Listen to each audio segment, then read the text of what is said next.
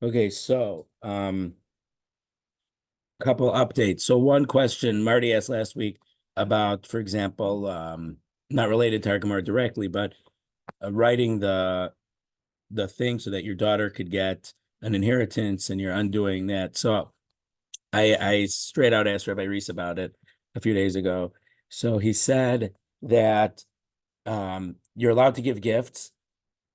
And so therefore this whole thing is based on giving a gift, but you're still leaving some property to do the regular Yerusha from. So that's kind of similar to what we learned a few weeks about the Kesuvos banim dichrin, that we said that if, let's say, there were two sets of sons from two different wives, and if the amounts of the ksuva would use up the whole value of the estate, then there would be no Yerusha. Then the Chachamim never instituted the Kesuvos banim dichrin in that case, where it would cancel out the Yerusha the Eraisa. So it's based on matana, which you're allowed to give. Rabbi Reese pointed out that he wrote in a footnote that Avram Avinu gave gifts to his sons from Keturah while he was alive, and they weren't from the Yerusha at all. But certainly that didn't impinge and restrict a massive amount of wealth that he was able to leave Yitzchak as Yerusha, whatever. So that's in regard to that. And then I didn't ask him about the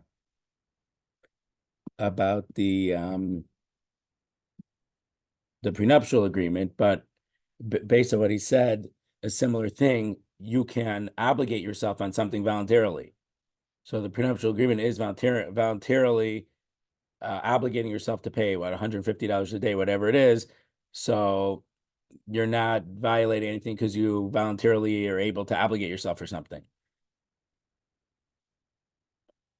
I mean, I think I've read it before that that's part of the rationale. I didn't ask about that specifically. And then we had one other thing, the Heter Iska, though. I don't know. I didn't. Thank you. And then another question from a few weeks ago, we had Yehuda Bar, what was it?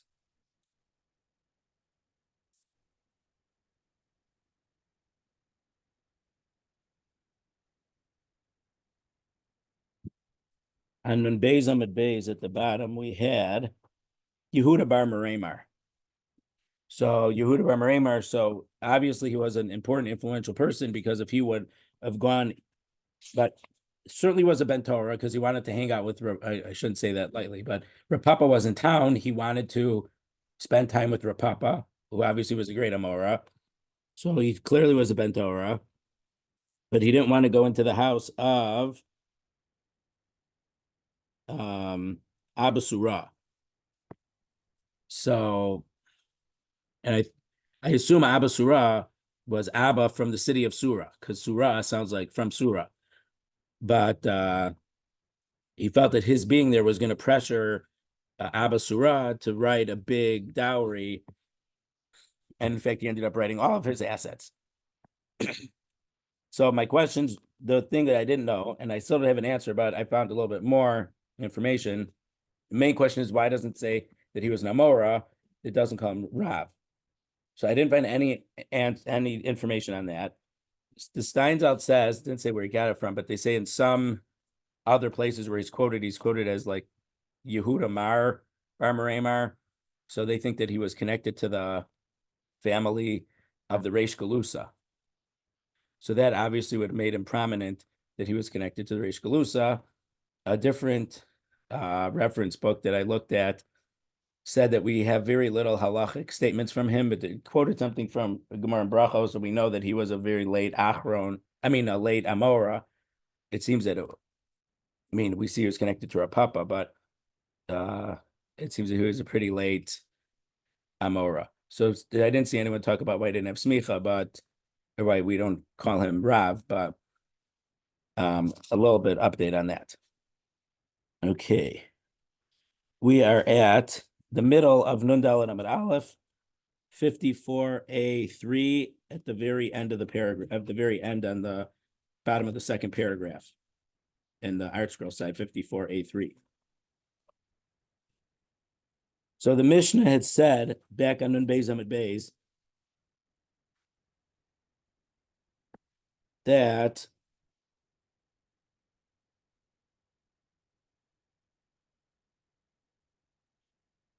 that there is a condition of the Beis Din that say you can live in my house and be fed from my estate as long as your state of widowhood continues in my house. So the Mishnah says, even if you didn't write that you're chai because it's Tanai Beis Din, but Anshe Yerushalayim would write that explicitly in the Ksuva. But Anshe Galil and Anshe Galil did the same thing. But Anshe Yehuda would write that you could stay in the house until the Yorshim want to give you the Ksuva. So therefore, for Anshe Yehuda, if the Yorshim are okay with paying her from the estate, she can stay indefinitely.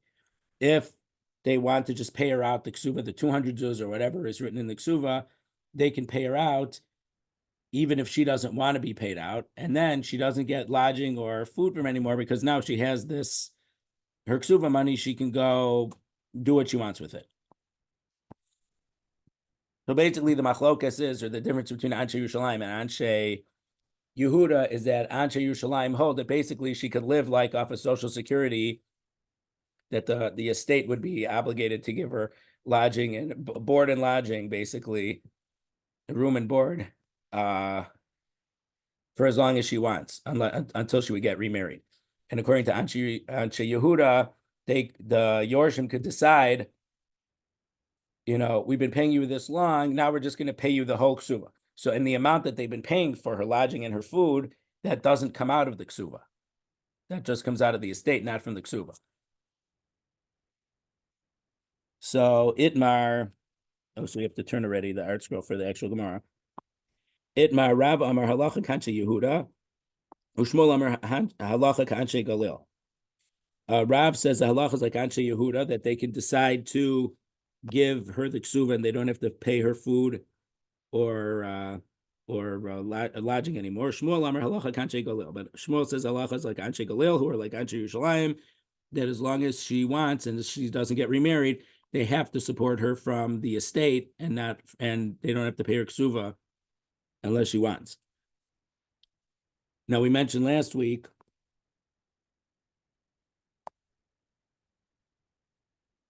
that if she would go to the Beis Din to collect, then she collects it. So obviously there are certain affirmative things that she can do to collect it. But according to Shmuel, the Yorshim, which might be her sons, might not be her sons, are not allowed to force her to take the ksuva and get off of the Social Security similar arrangement.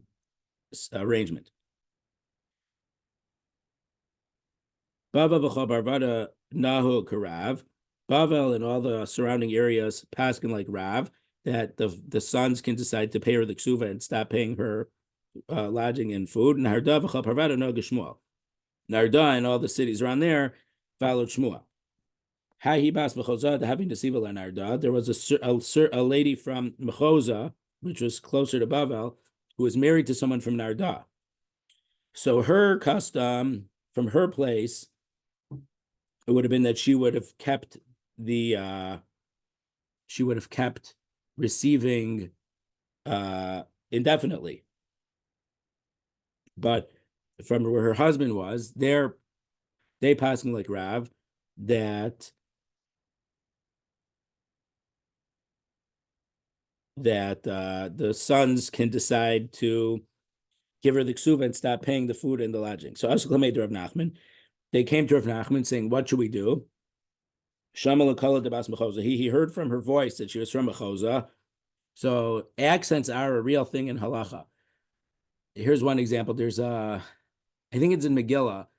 It says somewhere that someone from Galil couldn't be chaz in Yerushalayim because they had a different accents and they read their aleph like ayins or something. So they weren't allowed to be chazan in Yerushalayim because they had a different accent.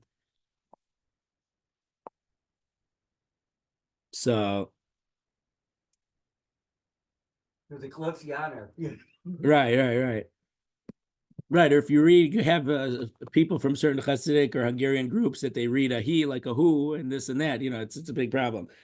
But also not just in regard to accents, but we know from Yaakov and Esav and also Rachel and Leah that siblings sometimes have very similar voices. So most Beforshim, you look at Rashi and other Beforshim, when Yitzchak couldn't see, so he said, "Akol kol Yaakov Aidami de Esav." It wasn't that the voice was Yaakov's voice, but the hands were hairy like Esav. According to Rashi, Esav and Yaakov had very, very similar voices. You couldn't distinguish them apart just by their voice. But the difference was that Yaakov would mention Hashem's name, they Baruch Hashem this, Baruch Hashem that, and Esav didn't. And so because Yitzchak said, "How did you get here so fast?" He said, Hashem helped me out and made things quick. So that's what we knew was Yaakov. It wasn't that it was Yaakov's voice as opposed to Esav's voice. It was Yaakov's words as opposed to Esav's words, but the voices you couldn't distinguish. Now, the question is, though, if, according to the opinions that Yitzchak thought that Esav was a big tzaddik, if Esav never said Baruch Hashem, why did Yitzchak think he was such a big tzaddik? So the Sifsei Chachamim in Parshas Toldos says that Yitzchak knew that Esav would be outside and in places where, maybe not the cleanest places. So he dafka didn't mention the Hashem's name, so he wouldn't mention it in a disrespectful place. So it made him think that he was even a bigger tzaddik. He didn't say Baruch Hashem because it wasn't Baruch Hashem, but he didn't want to say Baruch Hashem in a place where he shouldn't say Baruch Hashem. And then also in regard to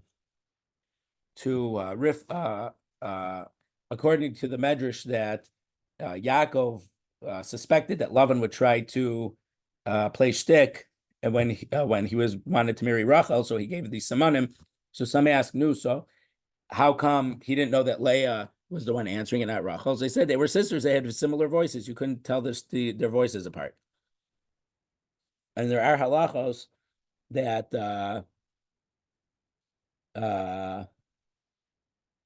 that if someone's blind, he could assume that the person that's in the room with him is his wife if he recognizes her voice, even though he can't see that it's his wife. Normally in halacha, you would need to see what's going on so you could identify. But in that regard, you could use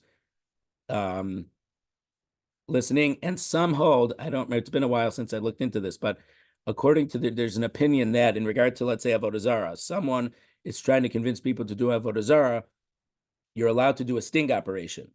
Normally, you're not allowed to do a sting operation in halacha, but you're allowed to put witnesses me'acharei pargud behind a wall or whatever, and they hear that someone is trying to recruit people to go worship Avodah Zarah.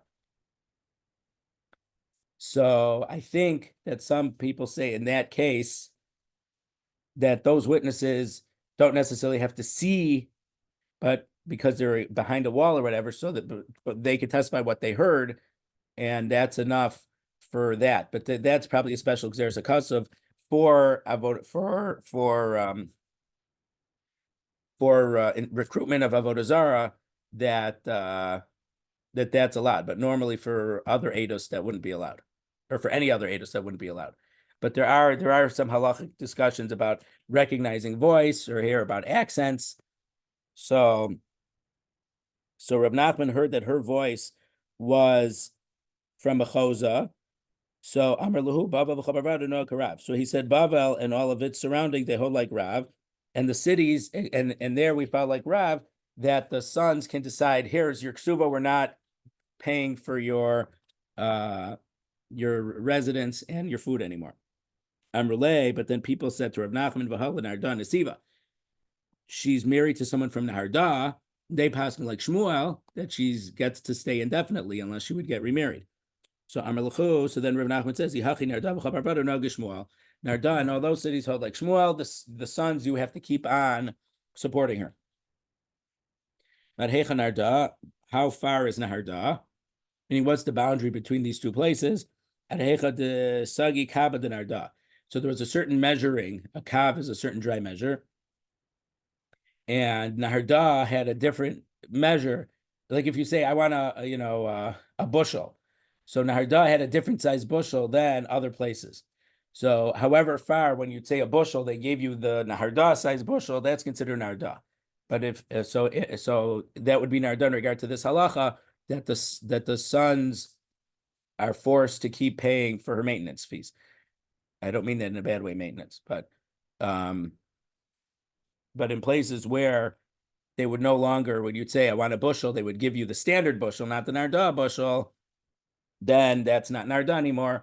and you could possibly like Rav, those places could follow like Rav, and the sons could decide, okay, we're not paying anymore. Here is your ksuva money, and we're not paying for your living quarters or your food anymore. Itmar.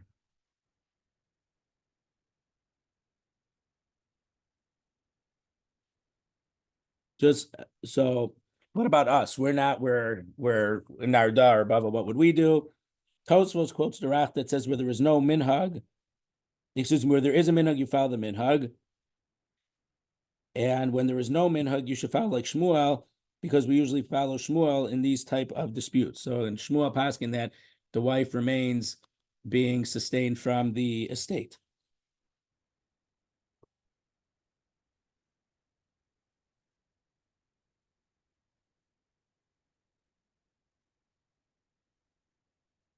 Itmar, we learned Almana Rav Amar Shaman Mashaleha Shmuel Amar Ein Shaman Mashaleha.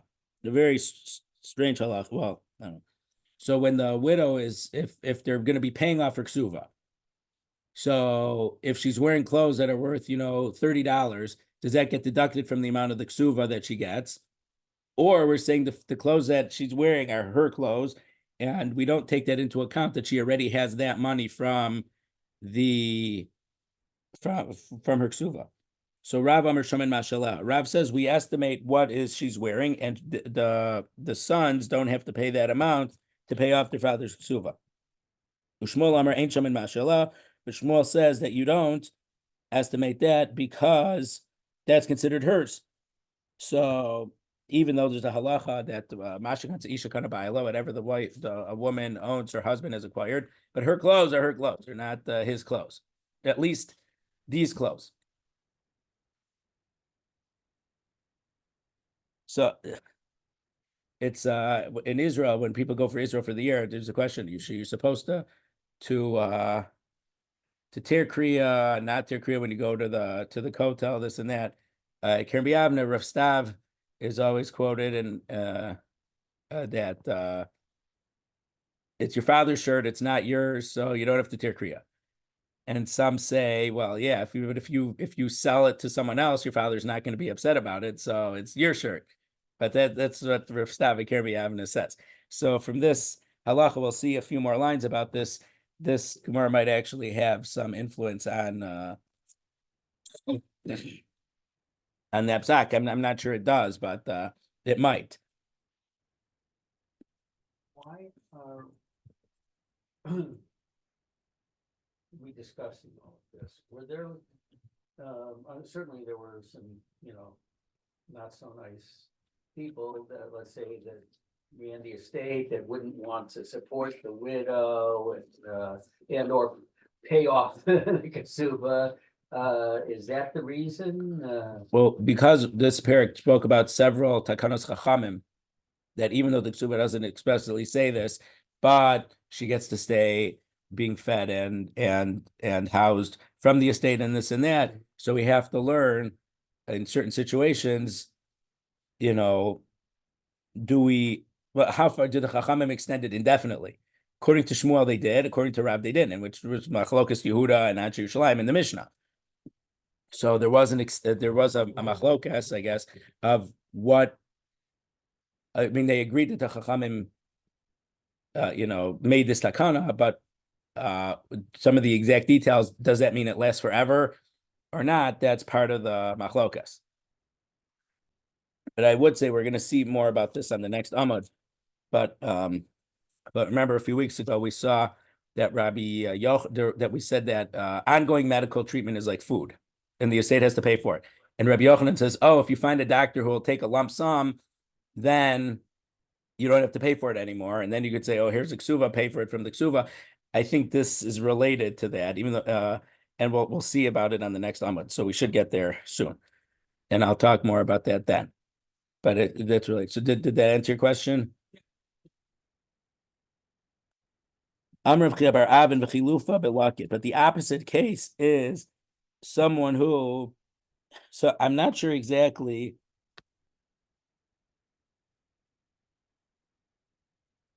So there's a worker who's called a worker, a hired worker. There's a worker at the opposite end who's a sharecropper. This case, this Luckett is kind of in the middle. This is someone who's a worker, but they live in the house.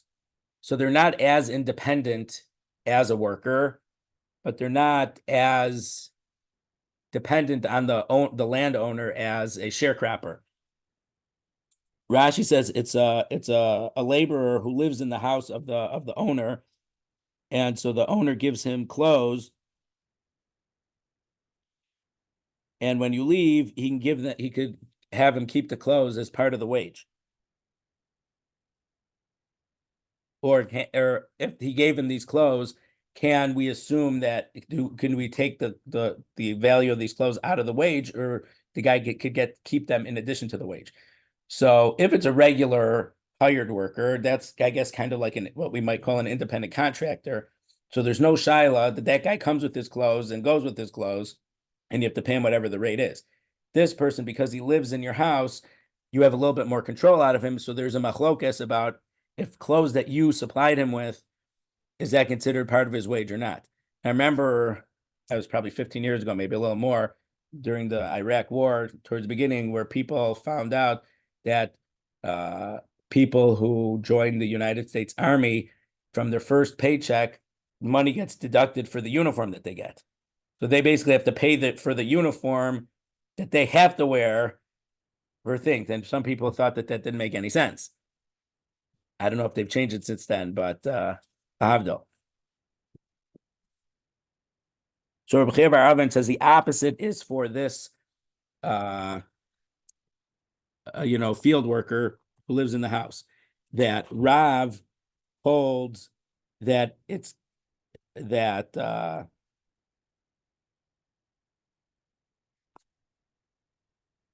Rav holds that it's considered this guy's clothes and you have to pay him the full wage, not dependent on what the clothes are. But Shmuel says that if the clothes cost $5 and you owe him $300, you could pay him $295, because the $5 of the clothes that the clothes are worth can be used as part of the wages, because it's not considered his own clothes.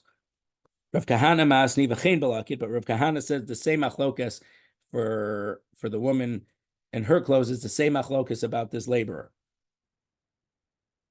That Rav says in regard to ksuva, we deduct the value of her clothes from the ksuva, and Rav here also would say by the laborer that the value of the clothes is subtracted from the amount that you owe him for his wages. Umanach basimna, and they made a mnemonic that you could remember it. Yasma v'armal tashalach upuk. An orphan and a widow, you can send. They should take off their clothes and go. So not that this field, this hired laborer who lived in the house was a yason, but Rashi seems to be a Rashi. Rashi says that the orphan doesn't literally mean orphan, but it means this person who's living in the house and then working for you to in your field. So him and the widow, their clothes are not a part of their settlement. So if they want the full payment, they have to leave the clothes in the house in order to get full payment. So this is the mnemonic was for, according to what Rav Kahana says, it's the same machlokas between Rav and Shmuel for both cases. Amar of Nachman, Avagav the ten b'masnisin kavod the Shmuel, even though the Mishnah, there's a Mishnah that's like Shmuel, that the clothes are not part of the ksuva. Hilchos hakavasi de Rab, we passing like Rab. Ditnan, because we learned in a Mishnah, Achad hamakdish nechasav, v'achad hamarches atzmo. So someone who donates all of his property to hektish, to the base of mikdash, or he made a vow that he was giving himself his value of his own body to the base of mikdash. Ein lo biksus ishto, v'lo biksus bana, v'lo b'tzevesh etzav l'shman. It does not include his wife's clothes. It doesn't include his kids' clothes, and it doesn't include he was ordering dyed clothes that were being made for them. It doesn't include that. So that's theirs, and it's not his to give to the Beis Hamikdash. And not for new shoes that he bought for them. But it seems that he bought it for them, but they haven't started wearing them yet, it seems.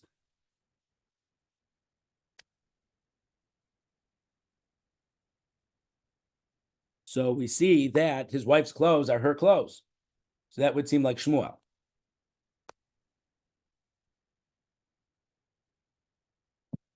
So also in regard to what I said about Rav Stav's psak, Rav Stav's psak doesn't seem to fit in with this Mishnah. Your clothes are your clothes; they're not your father's clothes, even though you're 18 and your father's paying for everything for you.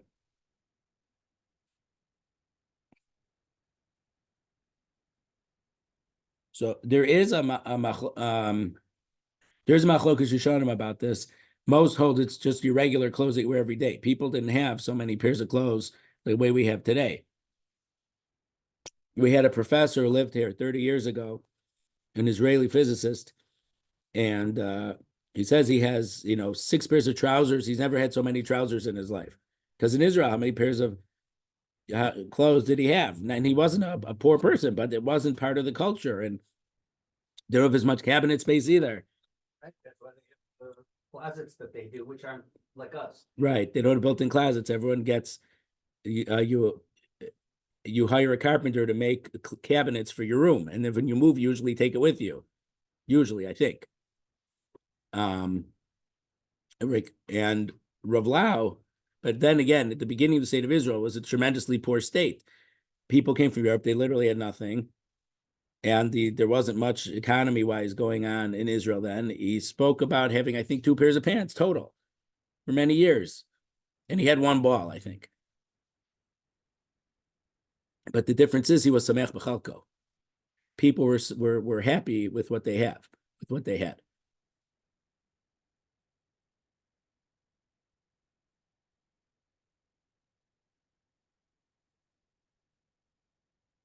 So Amarle Rebel Rav Nachman Chimiachar Tanam Asis and Kavasa Shmuel Amai Hilchos Kavasa to Rav. So Rabbi said to Rav Nachman, if you just said the Mishnah is like Shmuel, why do we passing like Rav? You said the Mishnah is like Shmuel. So Amarle Lechora Kishmuel Rehita. So at first glance, it sounds like Shmuel, like Himayantaba, but when you look at it in greater detail, Hilchos Kavasa to Rav, we passing like Rav. My time. What's the reason? Ki Aknile. When the husband gave the clothes to the wife and for the children, adai to lamekum kameh. That's because his wife was going to stay as his wife. He wanted his wife to have good clothes. It reflects good on him that his wife is dressed well. Adai to lamishkol lamefak, but the fact that she was going to leave, lo aknile, he didn't buy it on her behalf. So therefore, when she's leaving his household, even though he's already dead,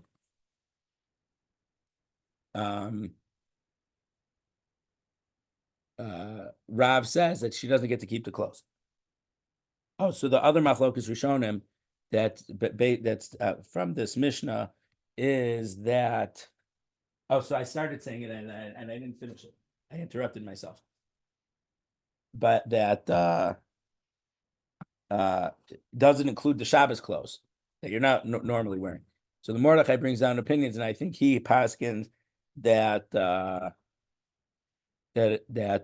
only the clothes that they normally wear are considered their clothes, but the Shabbos clothes that they're not normally wearing, that if he made all of his household stuff donated to the Beis Hamikdash, that stuff does go to the Beis Hamikdash.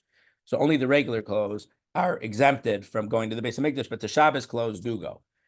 And it's explicitly mentions Big Day Shabbos, and in one place Big Day Regel. He had a special Yantif clothes. No, but what good are women's clothes gonna do except to sell them for the Beis Hamikdash? Right, no, so none of these things, most of the things, when people would make something hektish, let's say I wanted to donate a chair to the Beis Hamikdash. Right. But you can't sit in the Beis Hamikdash anyway. So what good is the chair to the Beis Hamikdash? So none of the things that you would donate to the Beis Hamikdash, almost nothing was ever actually used in the Beis Hamikdash, but you made a donation and I'm making a donation for the value of this chair to the Beis Hamikdash, and you'd have to give the donation and you get the chair back. That's how most of these things work. Even animals weren't necessarily, if you said I'm donating this animal to the Beis Hamikdash, it seems that it was not too common that animal would actually be brought as a korban. but it means you're giving this animal's value to the Beis Hamikdash, but then you'd redeem it back because it was just a way of giving a monetary donation.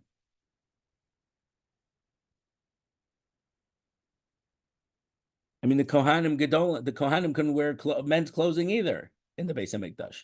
Had to wear the Beit Kahuna. So what good was their clothes? The answer is none of this stuff mattered. They could, you'd given it to the Kohen, you know. But that's not the Beis Hamikdash. All right, okay. Kalsa Devei Yashiv, the Devei Barel Yashiv, Havaka Tavuk Suvasumi Asmi. The daughter-in-law of the house of Barel Yashiv, I guess it was a family called Barel Yashiv, she was demanding her ksuva from the orphans. Habikamate lahu lebeitina. So she brought them to Beis Din. Amri zila lon milsa desizle hachi. They says it's an embarrassment to us that you're coming to Beis Din in the clothes that you're wearing.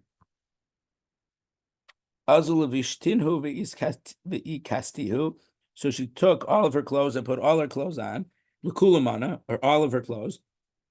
I don't know how that looks better. You'd think if someone is wearing, 3 shirts and 2 pairs of pants, they'll look they'll look worse than wearing 1 set of clothes. Also came to Ravina. They came to Ravina. Ravina says we passing like Rav that the clothes that you're wearing is not part of the estate does not have to pay the ksuva for that. That's a ksuva from the ksuva. The Amar Amana Shaman Masha because we paskin that the Amana, we evaluate what she's wearing, we take it. So basically they pulled a trick on her. And because they told her it didn't look good what she was wearing, she wore everything, they didn't have to pay her as much. What they did doesn't seem to be so nice, but that's what they did.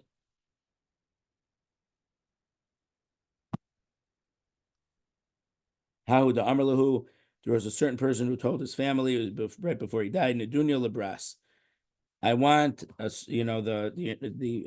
dowry to be given to my daughter, so she'll be for when she gets married, she'll have a dowry that she's bringing into her house. Zal Nedunya, but then the amount of stuff. So this is an inflation Gemara, or it's actually a deflation Gemara. The stuff, the Nedunya, was much cheaper than it would have been before. So, let's say before it cost $400, now it only costs $300. So, does she get to keep the $400 even though it doesn't cost that much, or does the estate only have to pay the $300 and they end up making a little bit of money? So, Amar of Idi Bar Avin Purnali Asmi, the extra goes to the orphans, meaning the estate. So she gets with the value of what it was, even though they didn't have to pay the full price for it. They don't have to. She doesn't get extra money. How the Amarlo?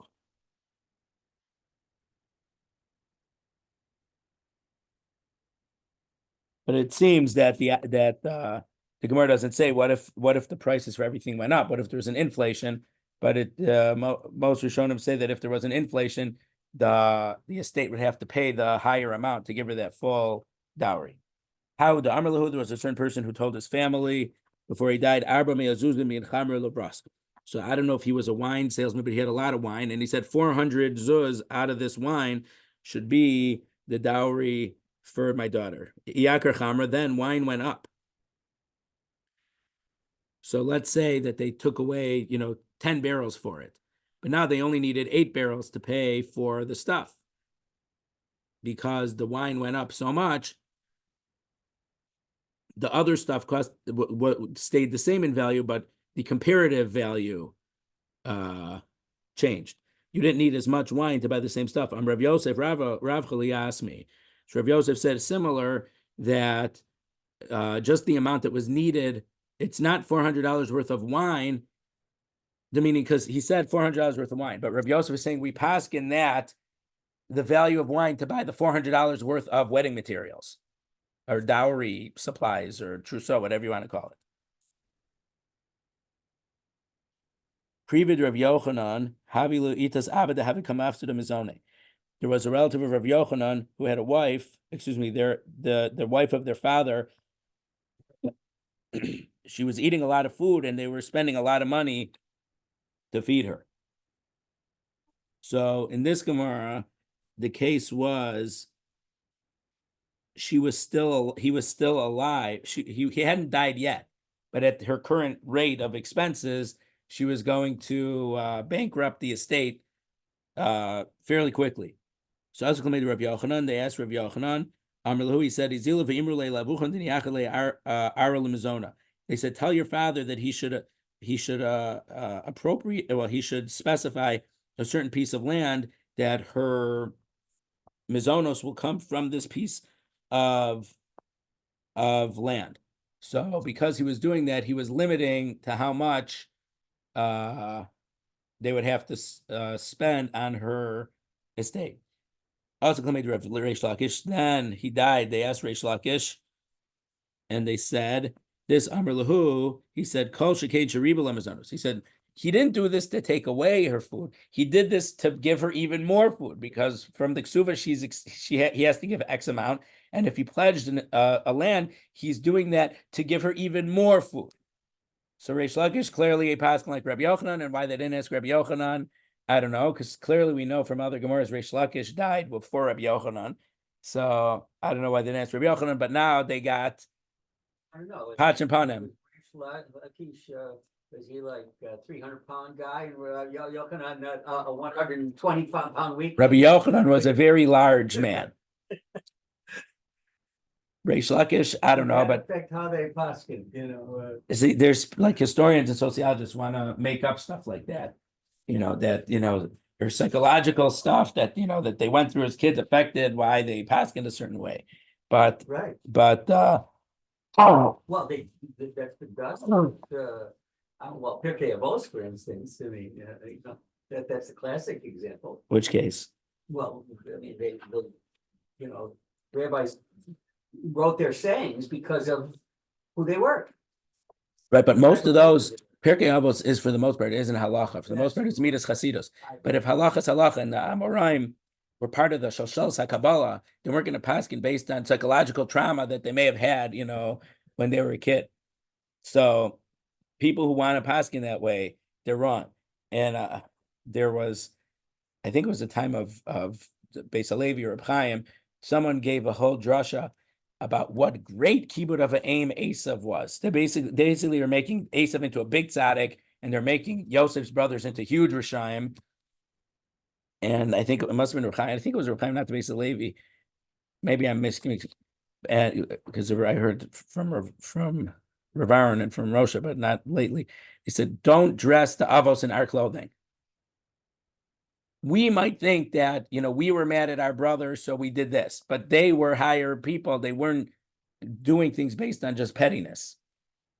So Amoraim, we wouldn't say that they paskin based on, I think they had real drashos and whether it's Rabbi Shmuel's, Yud Gimel Midos or other things, why they paskin the way they do.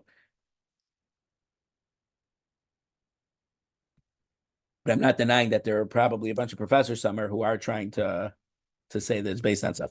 But Rabbi Yochanan, Reish Lakish, as a bandit, he was able to jump from one side of the river to the other. So he was originally in very great athletic shape. Rabbi Yochanan was weighed so much, if there were fat around his eyes, he would have to lift up the skin around his eyes to look out and see. That's what a certain Gemara says. If it's to be taken literally, maybe it's not to be taken literally, but so Amr Lahu Koshing Tribla. Amr Laid. So then they said, Hahu Rabbi Yochanan Larama. He said Rabbi Yochanan didn't say that. Amr Lahu Zilu Havulo. So he said you have to give her what I say to give her velo, and if you don't, Mefkinu Rabbi Yochanan, I'm gonna take away what Rabbi Yochanan said from your ears. I don't know, sometimes you see in the cartoons, someone will put into the air and yank it out. But I'm gonna make you forget that Rabbi Yochanan never said that. What exactly that means, I'm not sure. But that's what he told them. Also, coming to Rabbi Yochanan, then they went to Rabbi Yochanan and said, "Well, how Reish Lakish paskin Amar Lahu Ma'ases shekenegdi chalkalai." What can I do? Someone who's as great as me is arguing on me. So this actually leads into a different question, because the halacha is if you asked a shaila and you got your aunt, basically you can't a rabbi shop. if you ask the shaila, whatever that rabbi tells you, that's what you have to do. Whether it's because by going to him, it's like a neder, that's how some Rishonim explain it, or for other reasons. And if you already asked the shaila, it's wrong to ask someone else what you should do, because if they didn't know, you already asked someone, they wouldn't even answer. So like in certain cases, well, a question of yichud when you adopt a child, it's a big shaila. If you adopt a girl, can the father be alone with the girl in the house? Or if they adopt a boy, can the mother be alone in the? It's a serious shaila. Many poskim don't think it's mutter, but Rav Aaron paskin unequivocally that it was mutter based on a Tosfos in the Daf Lamed Zayin in Sanhedrin. Rav Aaron Lichtenstein said that he heard from Rav Aaron that it was from a Meiri at the end of Kedushin. But then I found it accidentally. There was a mislabeled tape that was labeled as shchita or something, and it really was a Gemara Sanhedrin share or something. And so Rav Aaron mentioned in that thing from this Tosfos and Kesuvos. So when people would, we know of a case where the Lubavitcher Rebbe, someone says, we're going to adopt this kid, but what is yichud a problem? The Lubavitcher Rebbe didn't pass it. He said, go ask Rav Aaron Soloveitchik.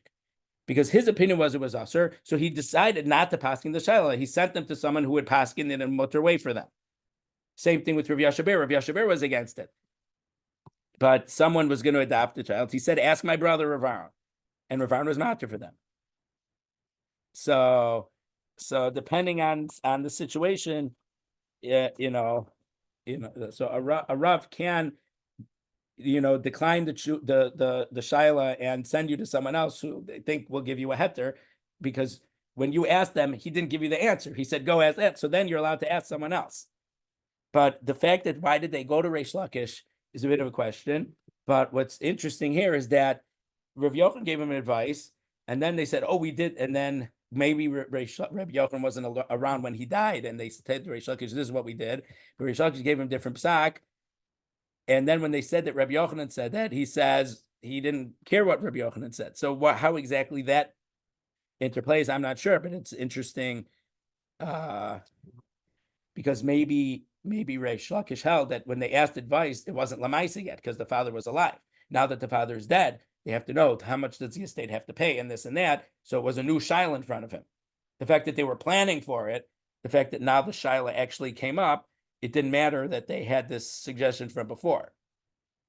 And then Rabbi Yochanan said, well, he paskined, I can't go against what he paskined. Even though for us, halakha machlokas Reish Lakish, Rabbi Yochanan, we paskin like Reish Lakish. But in that case, Rabbi Yochanan says, you have to follow what Reish Lakish told you.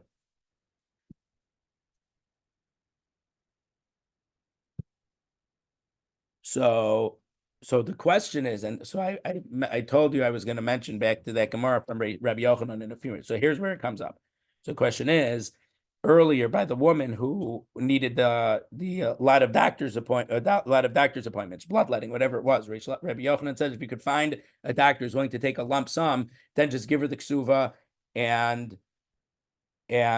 she has to pay from the ksuva. You don't have to pay as maintenance for food or this ongoing medical, even though normally ongoing medical treatment is like food, but if the doctor is willing to pay it with one lump sum, then it's considered a temporary thing, which does not come out of the estate. It would come out of her ksuva. And there Rabbi Yochanan suggested that, and then he said he was upset about it because he made himself like Orchei Dayanim, someone trying to come up with these schemes, even though it wasn't usher, but he's a Gavar Rabbah, he's a great man, so it was inappropriate for him to do that. Here, he didn't make such a comment. Here also, it seems to be that he came up with some scheme that wasn't illegal, but to do it, it ended up not working out. But why didn't he make a statement like that? It shouldn't have. So Tosfos says, let me find it here.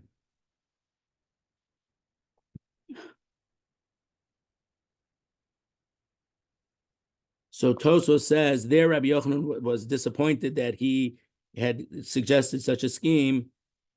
Here there was nothing, it was not embarrassing to him because it depended on her if she was willing to accept it or not. So there, the sons did a unilateral thing to find this doctor willing to take a lump sum to treat her forever. So they didn't give her a choice in the matter. Here, they're giving her a choice in the matter.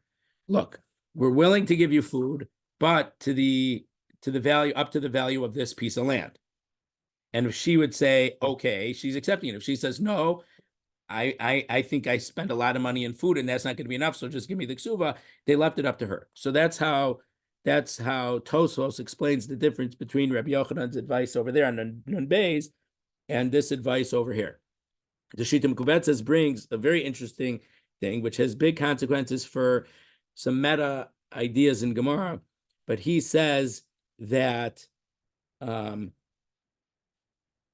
this thing actually happened first, and then the other shiloh about the woman who needed a lot of medical care. So even though this Gemara is later, but this one had happened first and the other one happened later.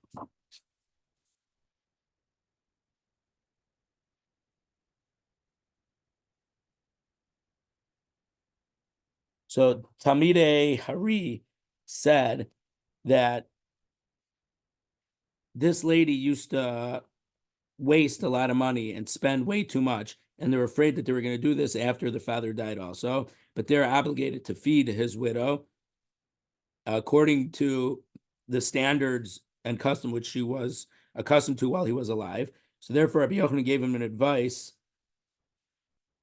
to give a piece of land, a certain known piece of land, so the value was known, to feed her after he died, so that she won't able to ask more, and she's not going to use up all their money.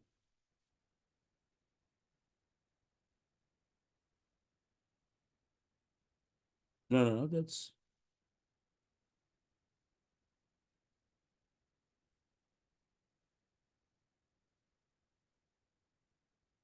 Where's it? It's in the wrong paragraph. Where'd it go?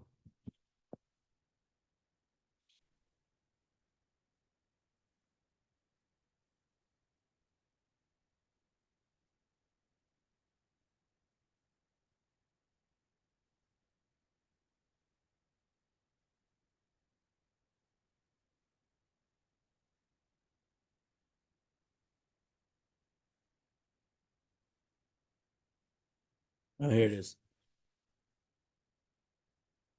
Some ask, how come Rabbi Yochanan didn't say, here, I made myself like the Orchei Dayanim? It's not a kasha, because he's not doing it to give her less from what she deserves. But if you are going to give her less than what she deserves,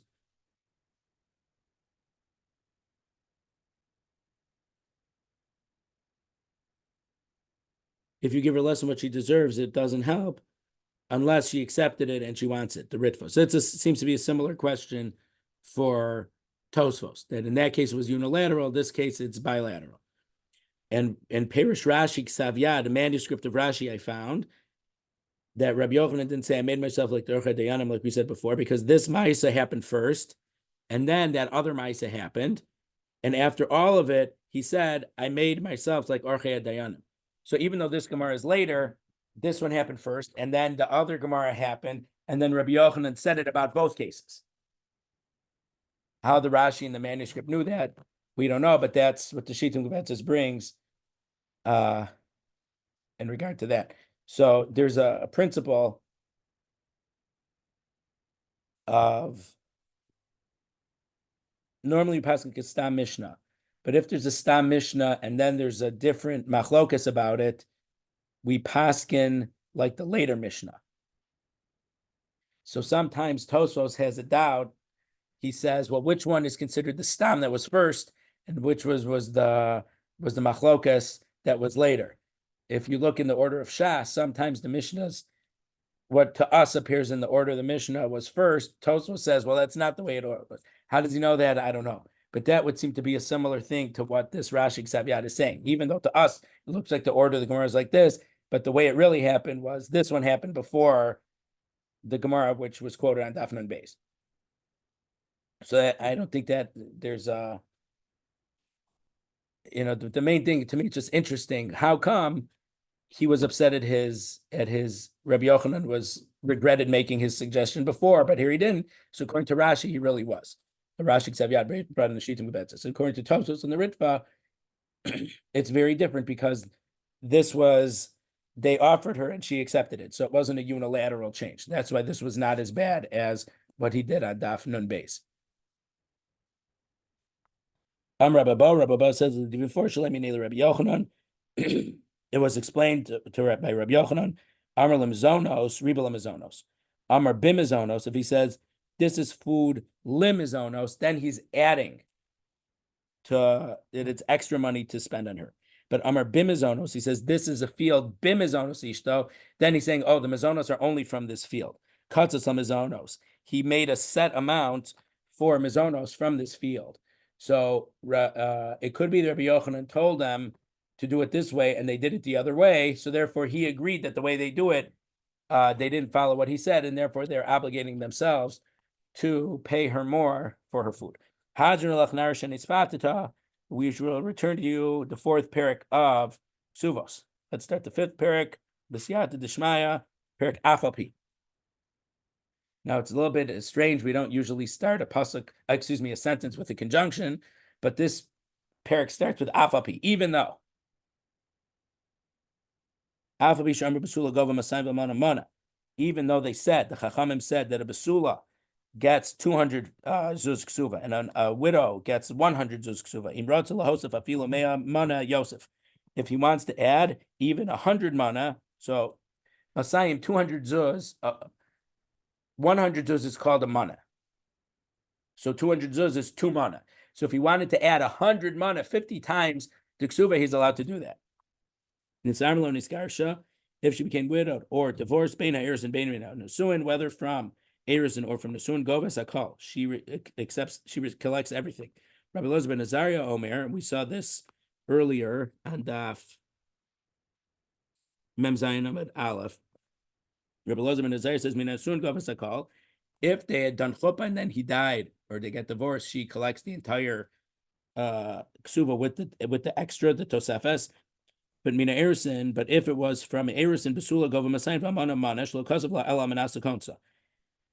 If the marriage ended before a chuppah, she only gets the bare the regular amount, either 200 or the 100, because he only gave her the extra amount because he wanted to be married to her. If they never did chuppah, so he never intended to give her all that extra if they never got married. So that's Rabbi Elazar's opinion.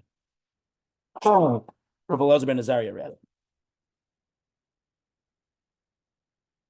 Rabbi Yehuda Omer Imratzu Kosel L'Bsula Shtar Shal Masayim V'Hi Koseves Hiskabat Mimcha Mana L'Mana Mana.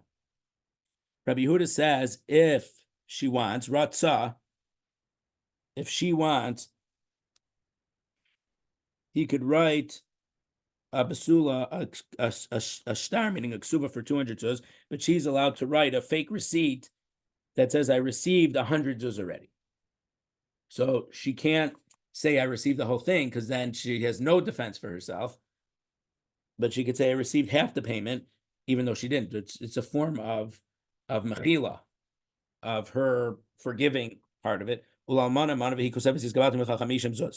And for a widow who gets 100 zuz, she can write a document saying that she received 50 zuz of her ksuva already. Rabbi Meir, but Rameir, we saw this also earlier. This machlokas, Rameir says she can't have less than 200 zuz.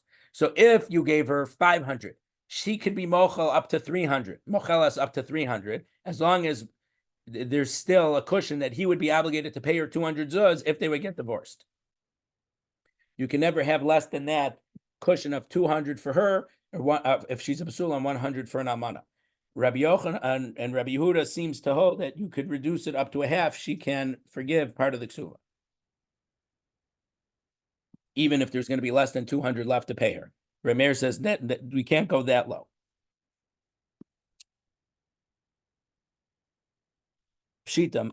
So obviously, if he wants to add, he can add to the ksuva. Why does the Mishnah have to tell us that you could add it? Mao the same akitutza avdu rabbanu shelo vayishas misha ein lo. maybe you think that the Chachamim didn't just make it as a minimum, but they also made it as a maximum to not embarrass people who couldn't pay more than this. Kamash Malan, that we don't worry about that. So I don't know. For example, people used to have very, very fancy caskets and burial shrouds, and people were outdoing each other to show how rich they were. And people who weren't rich, they were very humiliated that they had just a plain coffin and plain clothes. Rabbi Gamliel, I think it was, made a takana. Everyone gets buried the same way. So you might have thought that the ksuva, it'd be nice to, you're a Miyuchas family. We saw wait in the first parak, when the Kohanim, they doubled it. That certain Kohen families, they wouldn't let their daughters get married for less than 400 for a psula and 200 for an almana. We saw that, I think, back in the first parak.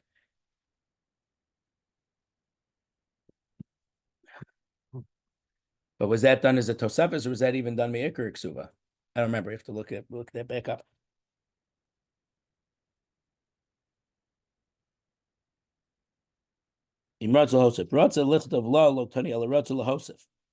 So the third line of the Mishnah says, excuse me, the second line, if you wanted to add. So it didn't say if he wanted to write her for extra money, but he said he wanted to add. This supports what Rav Ebo says. Amar Rav Yanai, in the name of Rav Yanai, the Amar Rav Ebo, Amar Rav Yanai, Tanai Ksuva Kiksuva Dami. A condition of the Ksuva is like the Ksuva itself. Meaning,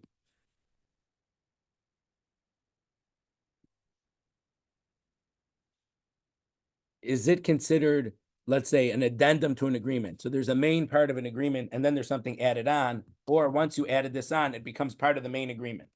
So he holds it becomes part of the main agreement. I mean, I think that this machlok, that the similar idea is in regard to Tanoim in general. Well,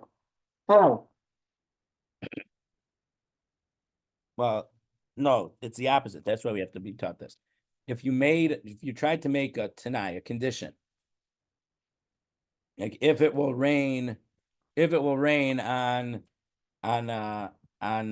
February 15th in 2024 in Chicago, I'm giving this field, or lahavdil, to someone. Lahavdil, there's the furniture companies. If this team wins the World Series, your couch will be free.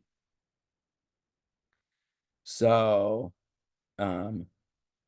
it's been a while, but I think these stores who do this, they take out insurance policies in case the team really does win a World Series, or maybe it depends how good the team is.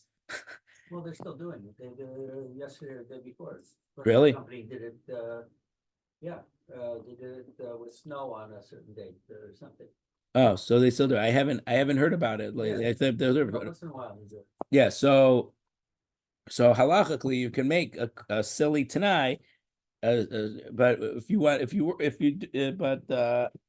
to make a silly thing, it's doable as long as it's not an impossible thing to happen. Like if it's for that someone can jump 10 feet high, we know that no human is capable of jumping 10 feet high, so that's just nullified. But the thing is, the halacha is in a regular Tanai, if you make a Tanai like that, like that someone will jump 10 feet high, that Tanai gets completely canceled, but the rest of the agreement stays. So in those things, the Tanai doesn't become part of the central agreement. The central agreement stays, and the Tanai is considered like an external thing that when that is something's wrong with it, it just falls out, but it doesn't ruin or doesn't affect the entire Tanai. I think there's the Sachachavar is a Hasidic Rebbe who wrote a lot of important halachic works. I think thing in Hilchos Shabbos and Avnei Nezer. His response, I think, called Avnei Nezer. He's a very important that everyone quotes when they talk about Tanai, not about Tanai Ksuba, but regular Tanai. They quote this Avnei Nezer. It's been a long time since I saw it, unfortunately. So nafkamina. So if the Tanai Ksuva is it becomes part of the essential Ksuva versus being it has several important halachic ramifications. L'mocheres. If she would sell her ksuva, she doesn't just sell the 200. She sells the whole. If they gave her 10,000, she sold all 10,000 of it. U'mochelas. It also affects if she forgave most of the ksuva. It's not just forgiving the original 200. It's forgiving more of that also. Lemoredes, a woman who rebels. We'll see later on. She refuses to have relations with her husband. So if she loses her ksuva, she's going to lose the whole thing, not just 200. Ufogemes, or someone who I think she took a loan out for her ksuva, mortgage or ksuva. So she's kind of starting to take some financial benefit from her ksuva already, or something.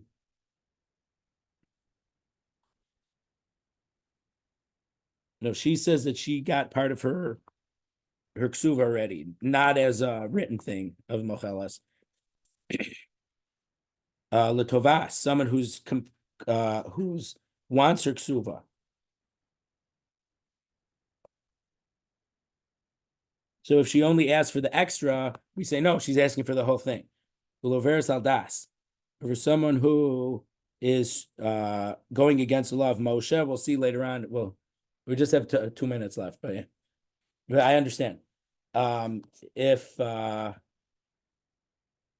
one of the cases about Overis Aldas transgressing the law of Moshe would potentially be someone who doesn't cover her hair. We'll see. But it's quite a way till we get there. It's quite a while away, I think.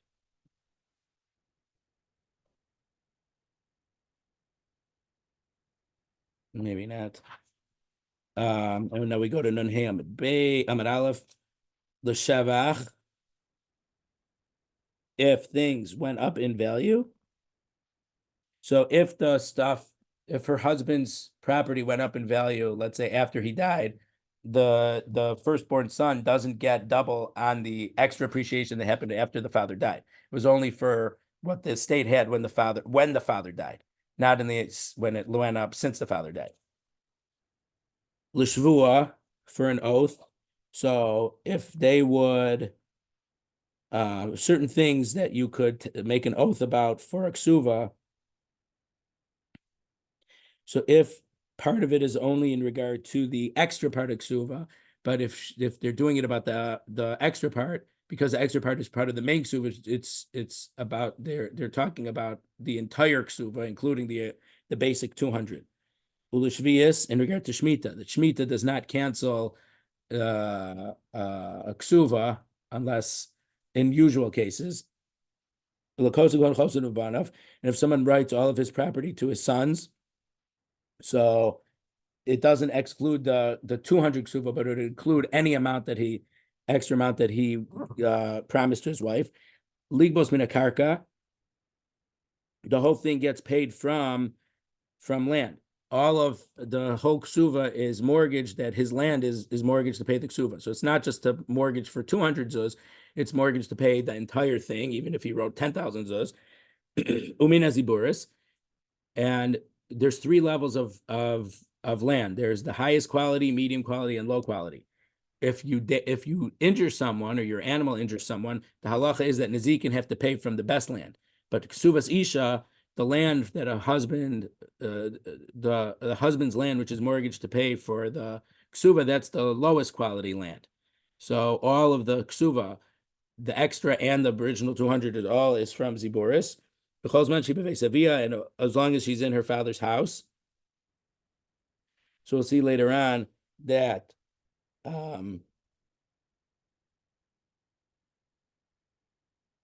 that we'll learn that in Daf Kuf Daled, that if she would stay in her husband's house, they would have to pay for the estate forever. But if she left the husband's house and went back to her father's house, it stops paying after 25 years. So it's not a permanent annuity, it's a 25-year annuity.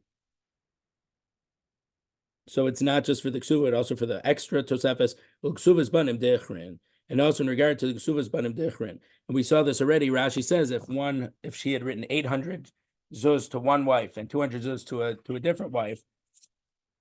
So if the estate is big enough to pay both, they'll both get paid. But if the estate isn't, they both get an equal amount, even though he'd originally written a bigger ksuva. But in ksuvas banim dechrin, the bigger amount is also part of the Kesuvos banim dechrin, that if the estate could afford, it would go to the male children. So we'll leave it here. God willing, continue next week.